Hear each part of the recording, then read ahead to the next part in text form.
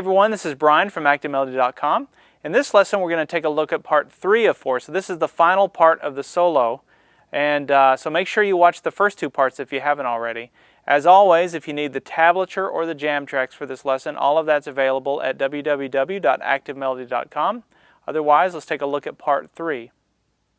Alright, so now we're going to play part 3. I'm going to show you how to play everything in the third part of the solo. So let me show you the notes that we're going to learn first, and then we'll dissect them. Okay, so here it is by itself, no accompaniment.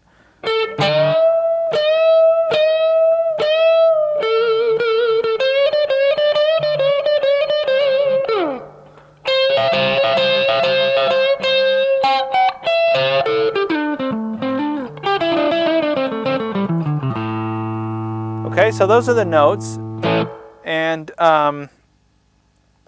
just to break down what's happened thus far, you know, this is part 3, obviously. The first part had kind of a happy sound, kind of a country major pentatonic thing. Then the second part was also pretty happy.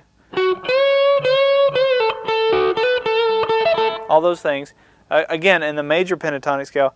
Now I thought it would be cool to, and I guess this is a chorus or a bridge in this jam track, but I thought it'd be cool to do something that's really bluesy and kind of dirty sounding. And so so I switched gears, and we're going to be playing more in the minor pentatonic scale, and that's what gives it that feel.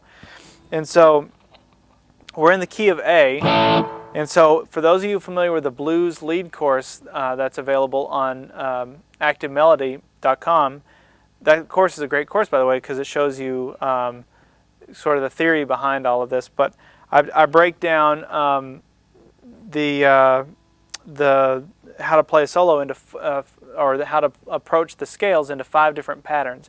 And so what we're going to be focusing on now in this is pattern 4 from that lesson for those of you that have access to it. So here's what this is going to sound like. The beginning of it, it's going to go.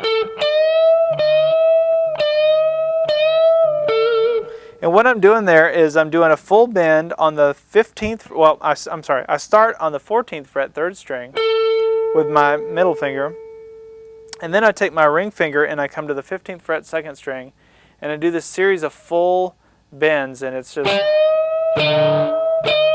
just wails, and like that's where, you know, if you can turn your volume up, that's where you want to do. Just it's almost like it's like the guitar is screaming or something.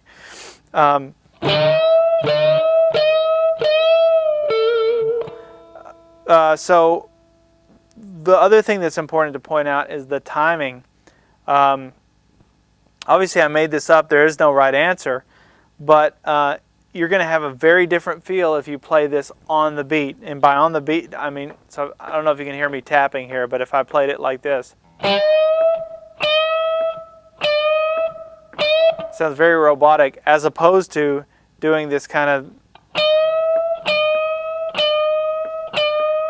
you're playing it almost in a different time signature, but it gives it a, you know, it gives it like it feels more like a human voice, I guess. So anyway, those are the notes. So it's a full bend on the 15th fret 2nd string, and then at the end of it I come down and play that 14th fret 3rd string again, but with some heavy vibrato. And that's a hard thing to do. A lot of times when you're learning scales, you're used to doing something like that, but to go from a bent up position, not playing the release, and then playing another note on another string, like that. And you can see what I'm doing there. I'm pushing up, 15th fret 2nd string.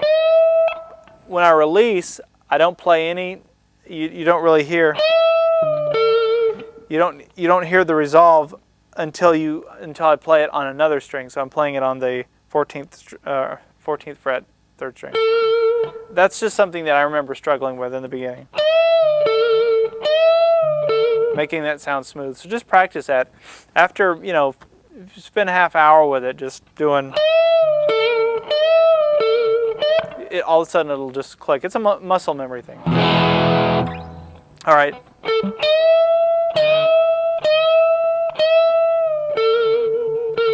Now, after this, I play this little thing where I go.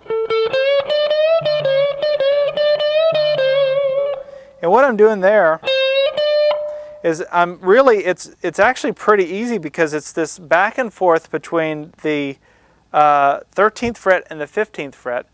And I'm just applying tension to them in kind of weird ways. So I'm kind of going.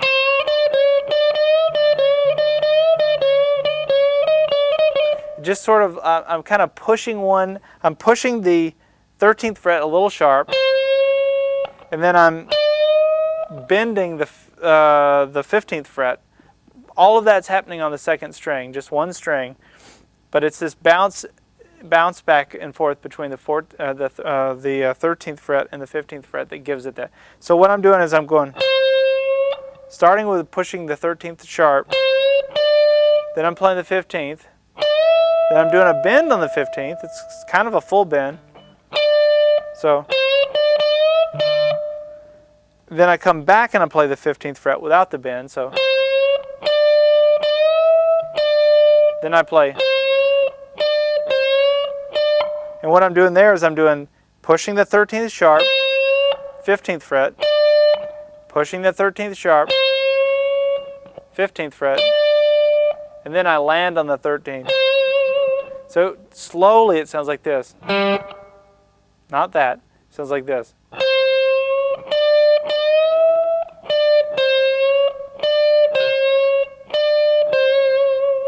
It almost sounds wrong. It always makes me just sort of cringe when I hear it when you play it slowly. But up the tempo and in the right key, there's just something kind of cool about that. And it's sort of like, notice what's happening there?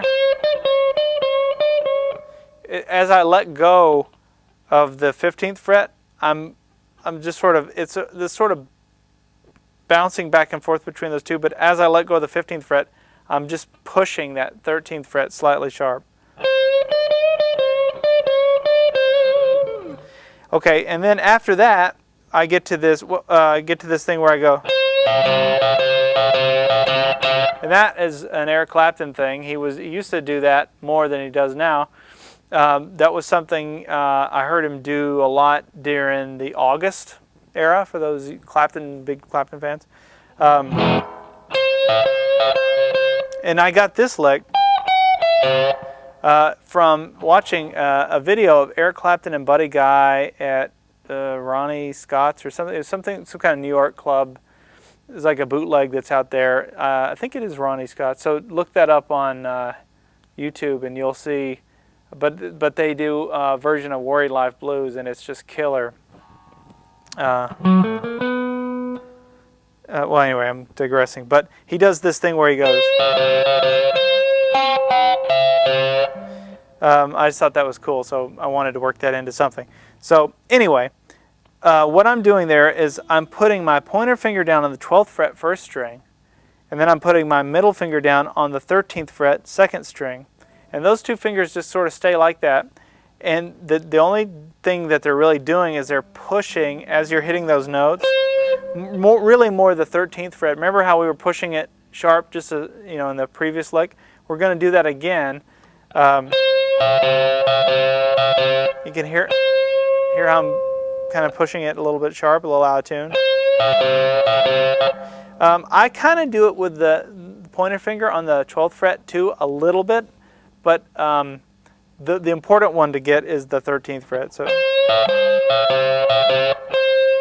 and that's all I'm doing is I'm just bouncing. That's on the strings 2, 1. So I'm going 2, 1, 2, 1, 2, 1, 2, back and forth, down, up, down, up, down, up, down with a pick.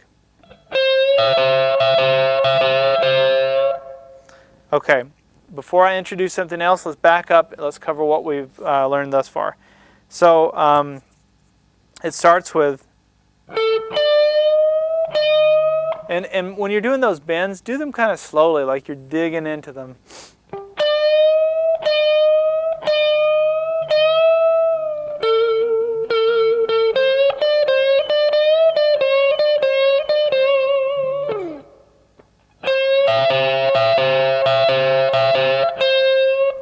Now, After that, then I'm going to come up here to the 15th fret first string, and this is where I do use my pinky. See, I actually do use it from time to time. Pinky on the first string, 15th fret, and I go. I play the 15th fret, the 14th, 15th fret, and yeah, and the 14th fret on the first string. So it's. Now keep in mind when I'm doing that, I don't let go of these two. So when we're doing this, so pointer finger on the 12th fret first string, middle finger on the 13th fret second string, they stay in place so that I can come up here and grab fret 15 and fret 14 with my pinky on the first string. 15 and 14 on the first string. So it's, and then you let it go, and you're right back to those, to those two. So it's.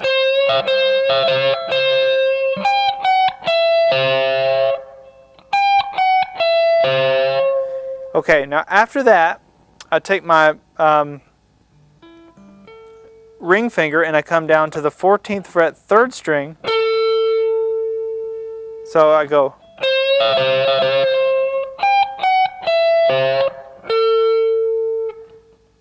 Then I'm going to come to the 12th fret on the third string. Then I'm going to put my ring finger back on the 14th fret fourth string, but this time I'm going to slide down to the 12th fret. So I'm just going to put it down and slide down to the 12th fret fourth string with my ring finger. So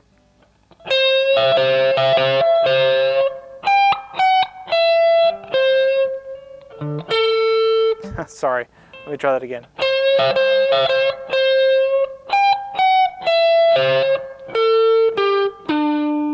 See, it's just a quick slide. Then I'm going to play the 10th fret 4th string, 12th fret 5th string,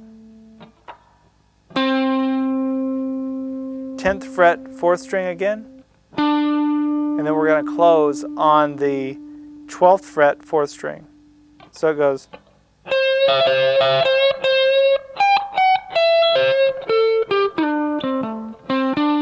So the timing of that is.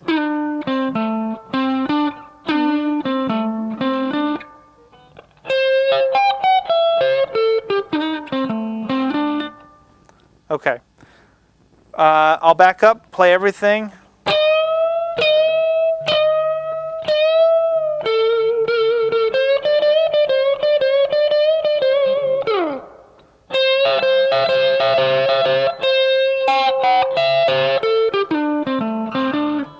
Okay, and then the final run is that run. And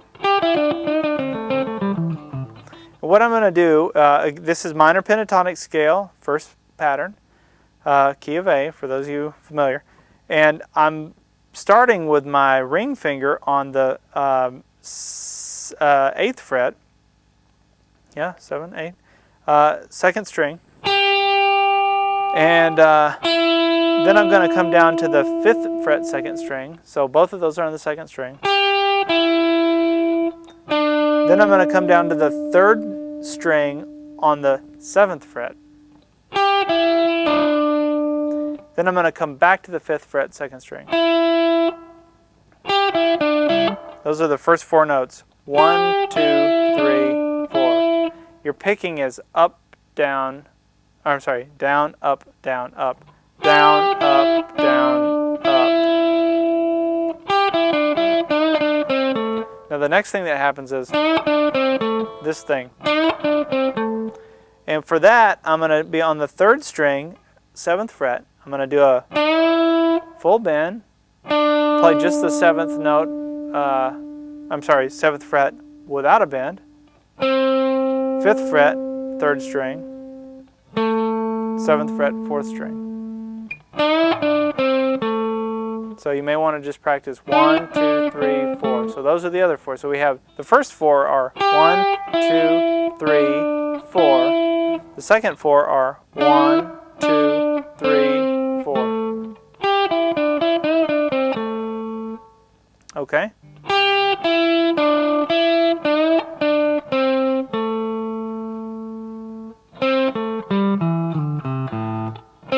And to end it, we just go to the 5th fret, 5th fret, 3rd string, down to the back to the 7th fret, 4th string, 5th fret, 4th string, 7th fret, 5th string, slide down to the 5th fret, 5th string, 3rd fret, 5th string, and then the open 5th string. So slowly it's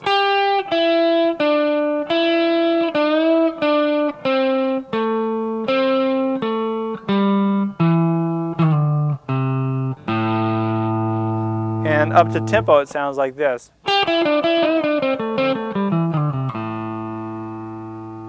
And anyway, it's kind of a nice little run to wrap things up. All right, so let me run through everything slowly, and that will conclude this part of the solo.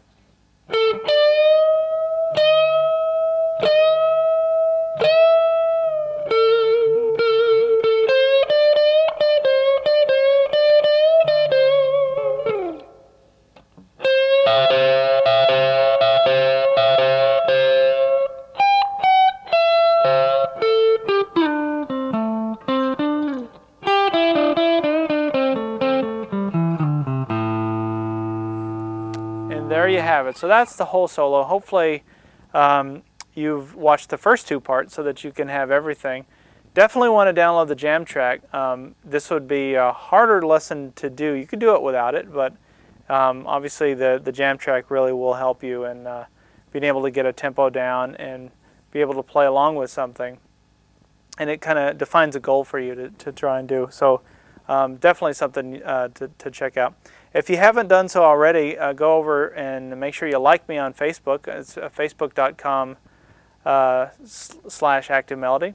Or you can follow me on Twitter. I'm fairly active on both of those networks. So it's twitter.com/ActiveMelody. Or you can join the forum and just join the community over at ActiveMelody.com. All of the lessons that I have made online, they're all available there.